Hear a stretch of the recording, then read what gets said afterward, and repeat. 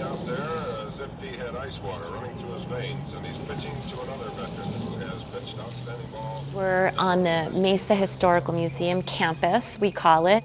It used to be the Lehi School, and then next door, which is where we are right now, was the Lehi Auditorium. And both the school and the auditorium closed down in the 70s. And then, of course, the Mesa Historical Museum was installed inside the school building. And this auditorium had been relatively quiet and used as storage. And 2 years ago, we decided it was time to renovate this building and turn it into the first baseball museum in Arizona. Delivers the plate, Picciuolo swings on the curveball and drills this one down the right field line to the ground foul.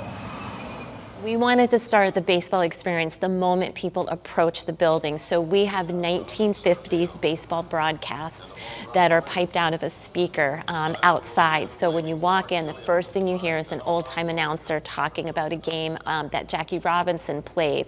And it's so cool listening to that. When you come inside, there's a baseball movie playing. We have a silent movie with Babe Ruth playing. We have an interactive touchscreen. And we have tons of vintage signed baseballs, some of them for the greats in baseball. We have Ted Williams and Ty Cobb and Mickey Mantle and Yogi Berra. So it's really fascinating and awesome, especially to me, a baseball fan, to see this memorabilia now on display. The Mesa Historical Museum has always had a baseball presence within its exhibits, but it was a small presence, and baseball is so popular down here. Of course, spring training here in Mesa, we have the Cubs and the A's, so we decided we wanted to expand that baseball exhibit, and what better way to do that is to put it in a 4,000 square foot building. And so after we opened, we have been so busy. We are just so happy. It seems that people are coming here before they go to the games. So from about 10 when we open till about 12:30, we're really busy. Then people go to the game, and then we get another wave of people towards the end of the day. And we are open all year round. So we've really had to stress that to people, because some people thought we were just here for spring training, but no, we are open all year round from 10 to 4, Tuesday through Saturday. Arizona has a rich baseball history starting way back in the early frontier days when soldiers were at the outpost, military outpost, and for lack of things to do, they started playing baseball. And then these friendly games started happening between small towns, outpost towns, and then that morphed into, you have the Copper League, where a lot of the mining towns started to form baseball teams, and then they played each other. And I found a lot of really cool old newspaper stories talking about the different games that took place.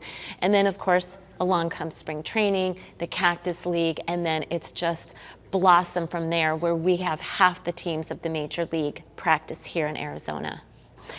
We also have a special exhibit where we're talking about baseball organists this year. Next year, we're going to talk about baseball mascots. And we have the fan experience. We encourage people to send us their fan experience. Maybe it was an encounter with a famous baseball player. Maybe it's just a great childhood memory about baseball. But we want to incorporate the fans that come to the museum into our exhibit. And we have a dugout where we have all kinds of memorabilia from the Cactus League.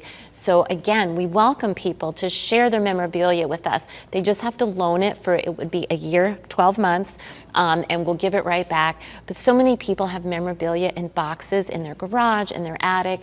We hear this story all the time, and they want people to see what they have. And I'm hoping that this museum brings that out, where people can share their memorabilia and give our visitors new experience each year. We have lots of rotating exhibits, so whatever you see this year is going to be different next year. Over here we have the Japanese internment exhibit, and that is really a great story, and not often a well-known story about the baseball teams that formed and the games that took place within the internment camps. This will be our diversity of baseball area.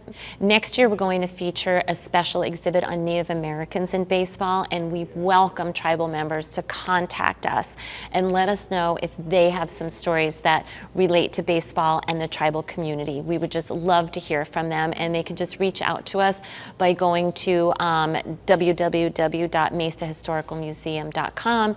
Our email is on there, our phone number, and we just ask people to reach out because there's no way for us to really know all these great stories without people who've already heard these stories and can tell us. That'll give him a total of 7 in this series. Roy Campanella comes up there.